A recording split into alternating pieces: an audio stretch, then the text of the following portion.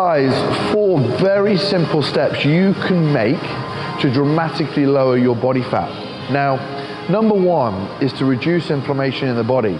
Now, a lot of people see inflammation as a injury or when you cut yourself, and you know, your body does release cytokines in a state of kind of injury or stress to help the healing process.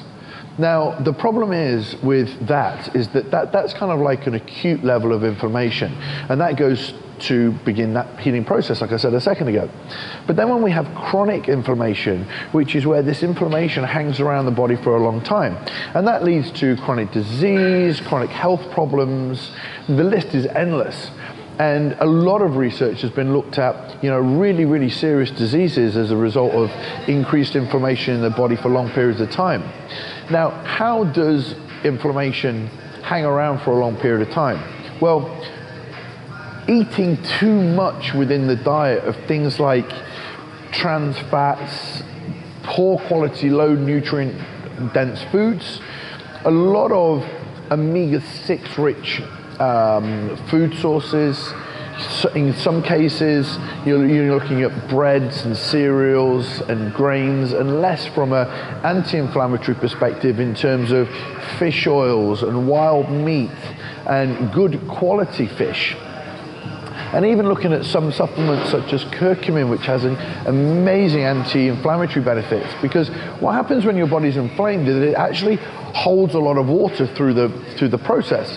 And one of the quickest ways to lower inflammation in the body is also to remove foods that you're very, very intolerant to. And we all know there's foods that make us feel bloated. We look more puffy when we eat these types of foods. And these are a really good sign that you're inflamed. So sometimes, I've talked about this a lot in articles I've actually written, but inflammation in itself masks fat loss because people think they're storing more body fat, they're actually holding onto more water. So removing common intolerant food groups really lowers water in the body and dramatically will change how you look. So make a conscious effort to lower inflammation by eating a cleaner, rich diet of whole foods, grains, nuts, seeds, wild meats, wild fish, and ensure you supplement with things such as fish oils and curcumin and keep inflammation lower. Number 2 is stress. We all know stress exists in this day and age, but we've got to do our best to keep it at a minimum. And whether or not that's environmental stress, whether or not that is relationship stress, whether that is work overload, when our body gets into this hyper stress state, we start to release things like adrenaline and epinephrine and all these stress hormones that really play a big part in poor blood sugar management and people reaching for poor quality foods, people ending up reaching for coffee as a stimulant 24/7 and putting their adrenals under a hell of a lot of pressure. And the problem is with the adrenals being under a lot of pressure, it's going to affect one of the other key areas that we look at, which is sleep. But then chronically stressed out adrenals is going to contribute to, again, higher levels of water retention in the body. And stress itself really needs to be managed because, you know, we look at the amount of time that we spend at work every single day, what we do when we get home, what we watch on TV, what time we go to bed, and just being mindful of the stress and the situations you put yourself in that are very, very stressful is a key way of lowering stress on a day-to-day basis. Number 3, and this goes hand in hand with stress, is the more stressed you are, the poorer you're going to sleep. The poorer quality of food that you're going to have, the poorer you're going to sleep. And what happens when we don't sleep is we don't produce a lot of the essential hormones in a deep sleep state that promote balance, that promote the production of healthy hormones, and also they don't promote healthy recovery of our cells to regenerate our muscles. So we're basically going into the next day tired again, another stressor in itself, which then leads to poor food choices, which then ultimately can lead on to chronic inflammation. And you can see this cascade of just lifestyle management things that you can do that have a knock-on effect with everything. So when it comes to sleep, very basic things like Epsom salt baths an hour before going to bed can help relax you. Taking some base level supplements like valerian root, or you can take something such as magnesium glycinate an hour before you go to bed. 400 to 600 milligrams can help lower your body's stress levels, help lower cortisol, help the muscles relax and recover, so you're going to sleep deep and relaxed. The other thing you can do is don't watch stressful films, don't go on your laptop late in the evening so it doesn't stimulate your brain too much.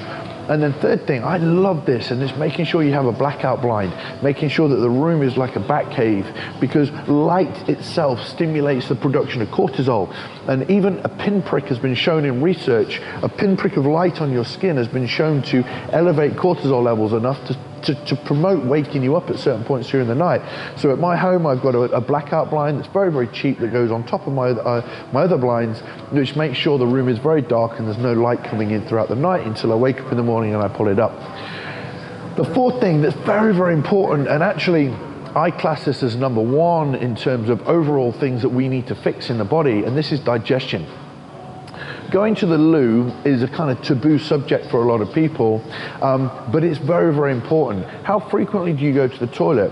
Are your stools hard? Are they loose? Are they difficult to pass?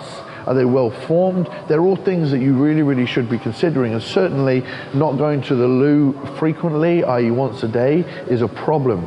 Having loose stools very, very frequently is a big problem. Finding it very, very hard to pass stool is very, very important, because all these things are leading towards the fact that you may not be digesting your food very, very well at the stomach level. And most importantly, this is something that I really explain to people. When you digest your food, what happens is that food, when it's fully digested, is then at the small intestine, large intestines, allowed to then enter the bloodstream and then do its job, go into all the cells and the organs and make you feel well, go into the brain to give you energy to think, move, be motivated, etc., etc. But poor digestion stops all this happening, so you have a lot of undigested food, which means it doesn't then get into the body to do its job. So very basic things such as digestive enzymes, probiotics, even looking at things like HCl, which is essential to break down protein in the stomach. These things deteriorate, or you are less readily available in the body as you get older, past the age of 35 or 40. So again, either look into these in more depth by doing some stool analysis if you think you've got some problems, or see your doctor, or just take some basic enzymes and see, and probiotics, and see if that's making a difference to your digestive system. 4 very simple steps, but I know these are key when we work with our clients, and they'll be very helpful in your quest to lose body fat.